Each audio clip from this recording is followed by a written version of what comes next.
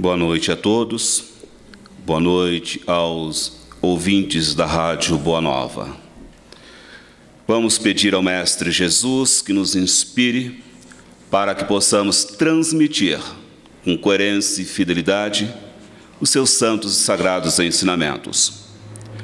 Antes de iniciarmos a exposição propriamente dita, vamos enaltecer a figura de um espírito que muito contribuiu e ainda continua contribuindo pela divulgação da doutrina. Falamos de Frederico Figner, nascido em 12 de dezembro de 1866 na Tchecoslováquia e desencarnado em 19 de janeiro de 1947. Saiu do lar por volta dos 16 anos, rumo aos Estados Unidos, e depois emigrou para o Brasil, onde casou-se e formou família. Israelita de nascimento, não era muito simpático ao cristianismo, até conhecer, por intermédio de Pedro Sayão, a doutrina espírita. Passou a estudar com entusiasmo o cristianismo e o espiritismo, tornando-se médium receitista e passista, trabalhando dedicadamente na Federação Espírita. Seus serviços de beneficência e assistência social exemplificavam a doutrina que pregava através da imprensa e pela palavra.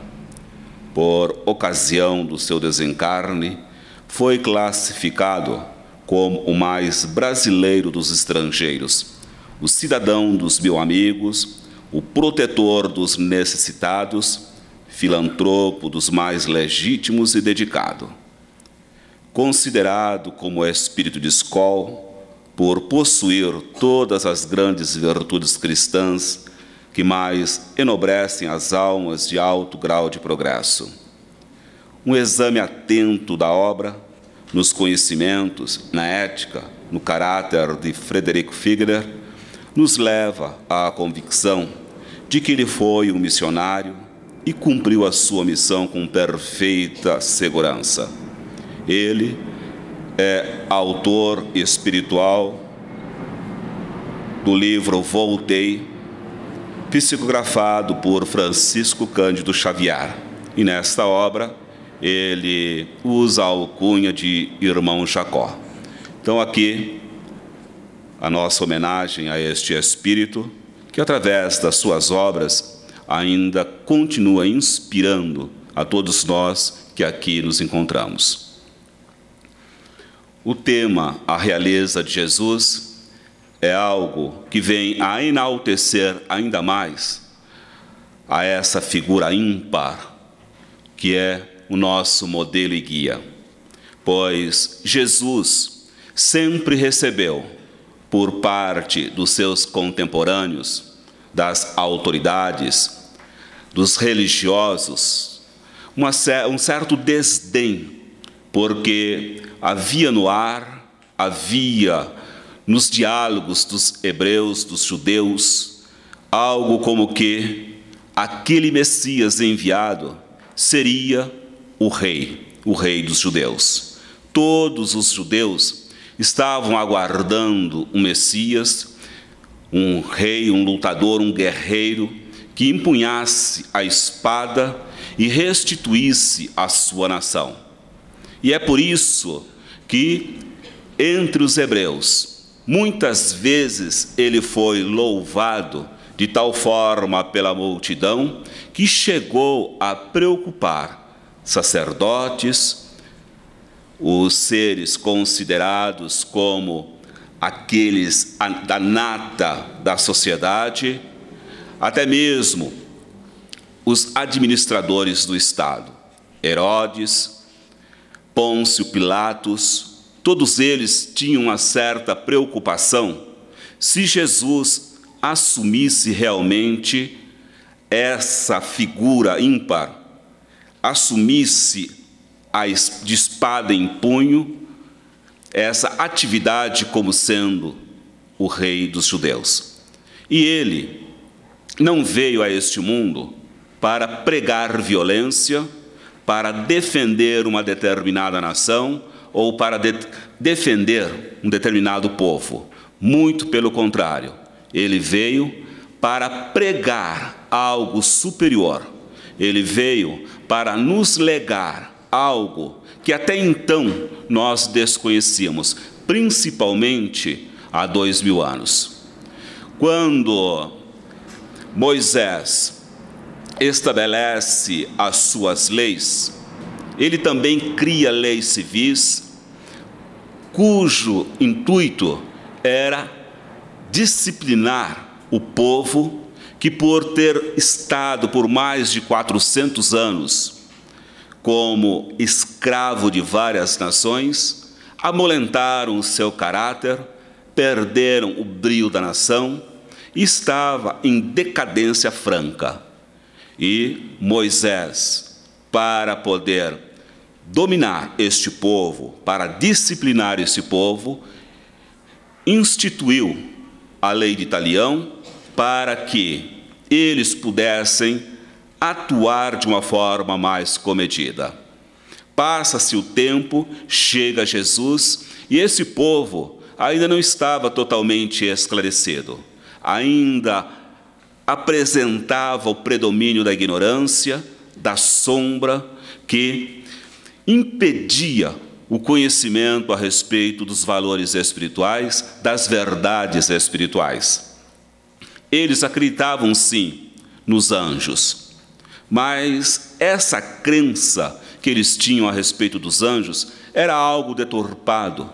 Eles acreditavam que os anjos eram seres especiais, criados de forma diferenciada por Deus, e que, portanto, eles não sabiam que eles, os judeus, os hebreus, também poderiam vir um dia a serem anjos e a usufruírem dessa felicidade que os anjos gozam. E é nesse ambiente que Jesus chega, impossibilitado de falar tudo o que tinha que falar. Ele então se predispôs a dizer o que era essencial e deixou para a posteridade para que o novo Consolador pudesse esclarecer aquilo que ele na época não pudera falar. Logo após a multiplicação dos pães para mais de 5.000 pessoas, essas pessoas começaram a acreditar realmente que ele, Jesus, era o Messias enviado. E começaram a crer também que ele seria o rei dos judeus. Principalmente na entrada triunfal de Jesus em Jerusalém, quando a multidão depositava folhas de palmeiras sobre o chão para que Jesus passasse com a sua jumentinha. E eles, cantando hosanas, diziam: bendito o que vem em nome do Senhor e que é o Rei de Israel. E essa cantiga, essa crença e esse movimento interno na população chegou a perturbar aqueles que dominavam o Estado. Perturbaram tanto os sacerdotes quanto até Pôncio Pilatos. E foi isso que levou ao julgamento, e naquele julgamento a pergunta fatídica de Pilatos a Jesus: tu és rei? E Jesus responde de uma forma que tira toda a preocupação de Pilatos. Jesus diz, vamos ler na íntegra o que é dito de acordo com o Evangelho. Pilatos, tendo então tornado a entrar no palácio e feito vir Jesus, lhe disse: sois o rei dos judeus? Jesus lhe respondeu: meu reino não é deste mundo. Se o meu reino fosse deste mundo, minha gente teria combatido para me impedir de cair nas mãos dos judeus. Mas meu reino não está aqui. Pilatos lhes diz então: sois então rei? Jesus lhe respondeu: vós o dissestes, eu sou o rei. Não nasci e não vim a este mundo senão para fazer um testemunho da verdade. Quem quer que pertença à verdade, escutará a minha voz. E Jesus, preso, lenhado, machucado, usando uma coroa de espinho, sangrando, mostrava para o seu interlocutor total equilíbrio, total serenidade no seu íntimo. E Pilatos olhava aquela figura e achava muito estranho, porque normalmente aqueles que são condenados clamam por inocência, querem livrar-se daquele momento de qualquer forma. E Jesus não, ficava lá calado, simplesmente esperando que o tempo passasse, que a ação se consumasse, porque naquela época ainda se exigia sacrifícios, e ele se predispôs a passar pelo sacrifício para demonstrar para aqueles que o quisessem seguir que eles poderiam vencer todas as vicissitudes. E ele então passa pelo sacrifício para servir de exemplo. E nesse exemplo que Jesus se submete, ele cativa e continua cativando multidões, pois que a cruz que cada um carrega é algo significativo no entendimento do próprio cristianismo, porque a mensagem que Jesus nos trouxe durante todos os seus 3 anos de ministério nos mostram que a maior realidade é a realidade espiritual. Ele é enviado pelo Criador para vir à terra e para plasmar nos corações dos homens e da humanidade uma verdade. E essa verdade é proveniente do Pai. É uma verdade que liberta, que espanca as sombras e clareia as consciências e o entendimento. E por isso ele se permitiu ser levado ao holocausto. Era um ser puro, não tinha nada que expiar, não tinha nada que pagar. Se submete porque assim o quis, e também para cumprir as profecias que falaram a respeito dele. E naquele momento, perante Pilatos, ele então diz: sou o rei, mas o meu reino ainda não é daqui. E aí nós nos colocamos a refletir.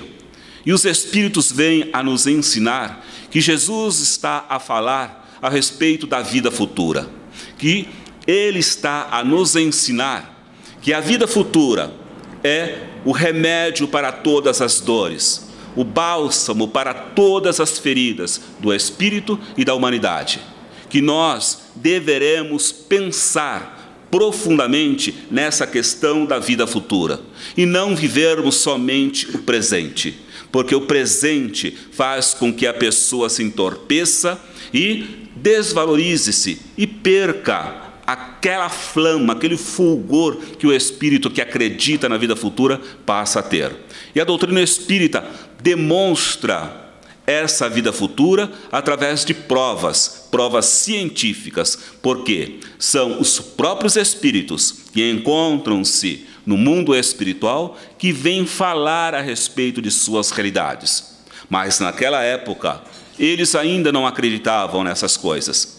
Não sabiam que existia esse mundo espiritual. Não sabia que existia a vida espiritual, que eles eram espíritos e que, portanto, eram seres imortais, que estavam na terra para poder trabalhar o seu íntimo, fazer a reforma íntima e crescer em ética e moralidade. E Jesus vem justamente para isso, para mostrar qual o caminho, ser o roteiro, mostrar através dos seus ensinamentos como proceder para sair do mesmismo, para vencer a si mesmo e conseguir a libertação. A fala de Jesus é luz espancando as trevas, e as trevas então cedem para essa luz. E essa luz que Jesus nos legou, nos trouxe, mostra claramente toda a riqueza que o espírito pode absorver, aprender, se quiser vivenciar esses ensinamentos. É lúcido, é claro, é perfeito. O mundo é um educandário. Esse educandário serve para que o espírito que se encontra em trânsito para o reino dos céus, saindo da animalidade para a angelitude, possa desenvolver aqueles germes latentes que trazem em si no íntimo, depositado pelo Criador no momento da criação. Todos nós trazemos latentes em nós essa semente do amor, da esperança, da benevolência, da caridade. O que nós precisamos é fazer com que essa semente desabroche. E o reino deve ser construído dentro dos nossos corações. Esse reino que Jesus veio nos legar, então não é um reino exterior, material, de vantagens, porque, infelizmente, naquela época e hoje, as pessoas andam equivocadas com relação à sua própria realidade. Desconhecem que são espíritos, desconhecem que são seres imortais e vivem a sua vida na terra como se fosse um contínuo gozar, um contínuo de fluir e mais nada. Desconhecem que depois desta vida, a vida continua e vivem como se fosse esta a única oportunidade. Amarram-se de tal forma com as energias desta matéria, e quando desencarnam, têm uma dificuldade tremenda para desvencilhar-se do magnetismo dessa própria matéria. E, portanto, as lições que Jesus nos traz é para que nós nos ponhamos a refletir a respeito desta vida futura. Aquele que pensa na vida futura, ele tem mais esperança. Ele compreende que o Criador lhe possibilita todas as oportunidades possíveis para poder corrigir-se.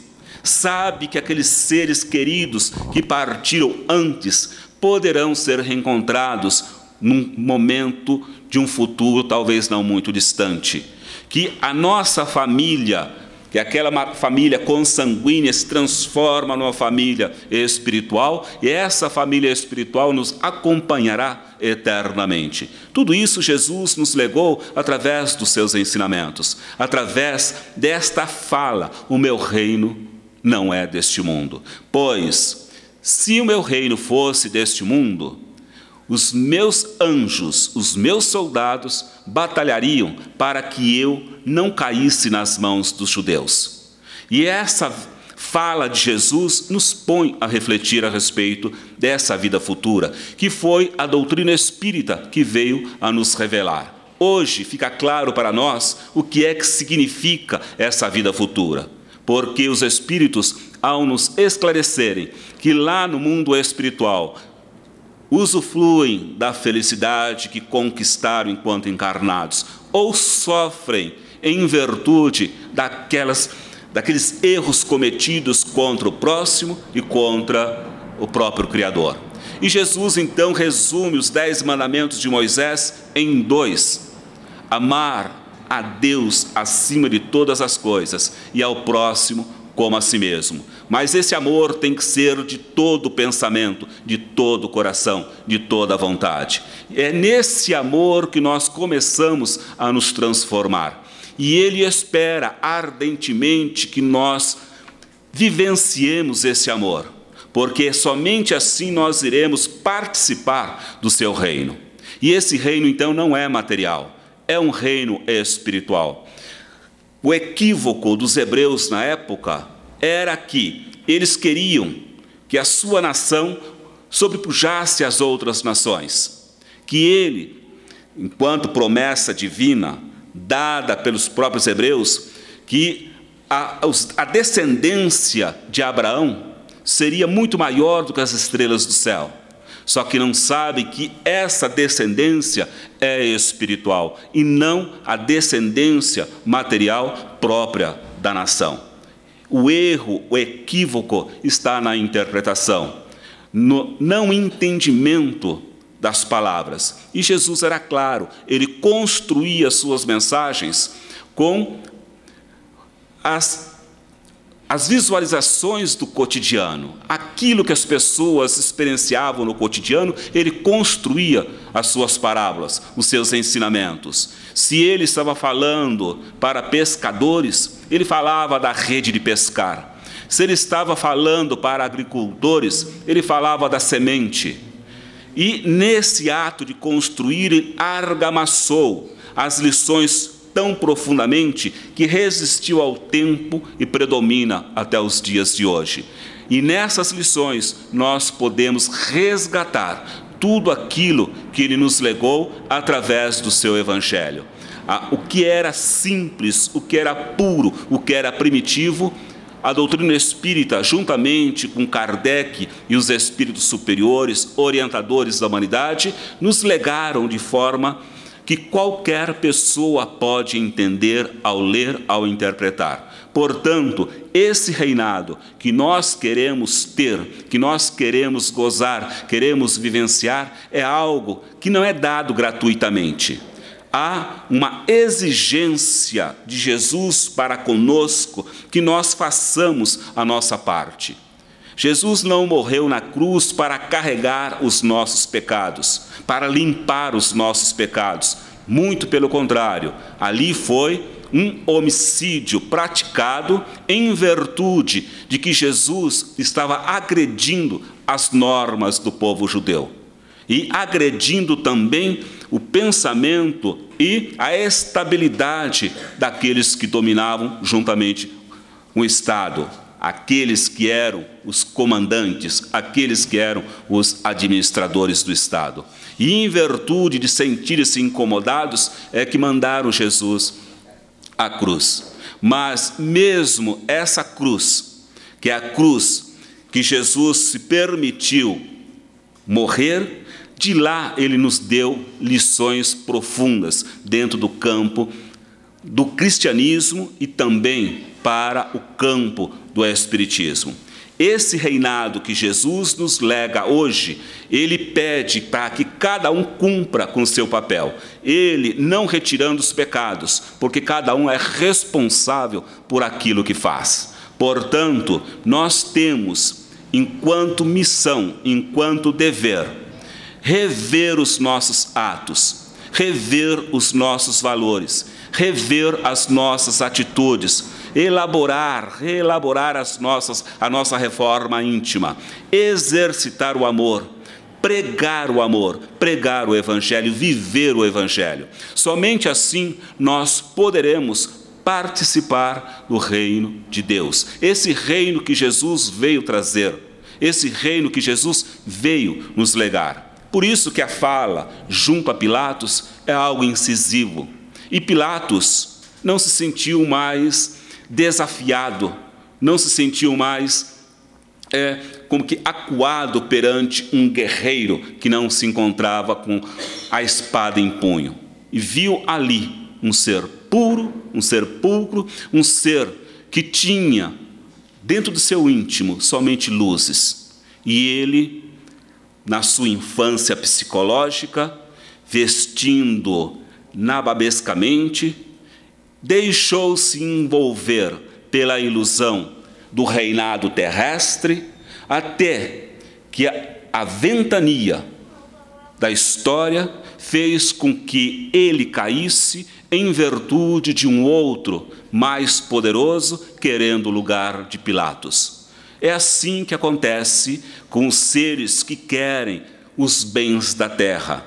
Enquanto que os bens da terra somente trazem perturbação, trazem para o ser complicações, trazem para o ser uma determinada quantia de remorso e envolvimento ímpar para manter aquele bem que ele conquistou de forma correta ou escusa. Jesus, que nada possuía, era um rei, seu reino não era daqui e continua o seu reinado ainda hoje. Todos aqueles que assumiram cargos de escol deixaram esse cargo porque outros, orgulhosos, egoístas, vaidosos, subpujaram aquele cargo, dominando quem estava no poder. E hoje nós vemos isso na mídia. Quantos que, detendo o poder, de repente perdem esse poder em virtude de circunstâncias aziagas. Mas Jesus não. Jesus nos mostra o equilíbrio, a paz, a harmonia interna, por estar vivenciando as leis de Deus. E todos nós que vivenciarmos esta lei no seu íntimo, com sinceridade, com boa vontade, com perseverança, conquista essa paz, conquista esse equilíbrio e pode já usufruir daquela felicidade que aguarda cada um de nós. Apesar da terra não ser um plano de felicidade, mas nós já podemos plantar essa felicidade aqui e agora. Aquela ideia que os teólogos imprimiram ao povo, que nós deveríamos deixar o corpo sangrar, o corpo adoecer, abandonar os valores do corpo, para podermos, através da dor, do sofrimento, conquistarmos as benesses do céu, é algo equivocado. Jesus veio viver na terra para demonstrar que a terra tem a sua beleza, tem o seu valor. E ele participou de todas as circunstâncias sociais possíveis. Ele fez parte de várias famílias. Ele almoçava, discutia, participava, reunia-se com outras famílias, mostrando que valorizava a vida social, valorizava a organização do próprio mundo. E que este mundo bem vivenciado não lega nenhum tipo de dor ao ser humano. Ao contrário, daquela missão que a Idade Média, na sua obscuridade, plasmou na mente das pessoas, que deveríamos, sim, manter o corpo doentio para conquistarmos as benesses. Isso é uma incoerência com relação ao amor de Deus. Já que Deus é todo perfeição, como Ele pode criar criaturas ainda não totalmente evoluídas e jogá-las num mundo onde não possa conquistar a sua paz, o seu equilíbrio, e elas então são obrigadas de uma forma masoquista a valorizar a própria dor. É algo que vai contra a ética, algo que vai contra o amor, contra a verdade divina. Portanto, o ensinamento de Jesus é para que nós nos equilibremos, vivenciemos a nossa existência com dignidade, que construamos dentro de nós esse reino. E esse reino, ele somente acontecerá se nós realmente vivenciarmos os ensinamentos do Cristo, porque Ele é o caminho da verdade que leva à vida. Muita paz a todos. Nós temos agora alguns minutos para perguntas ou colocações do tema. Se alguém quiser falar, pode levantar a mão, que a nossa companheira leva o microfone até vocês.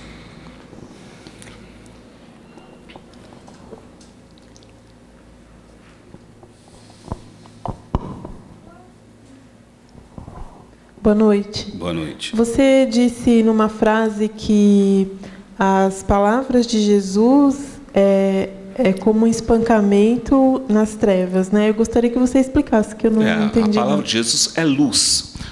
O mundo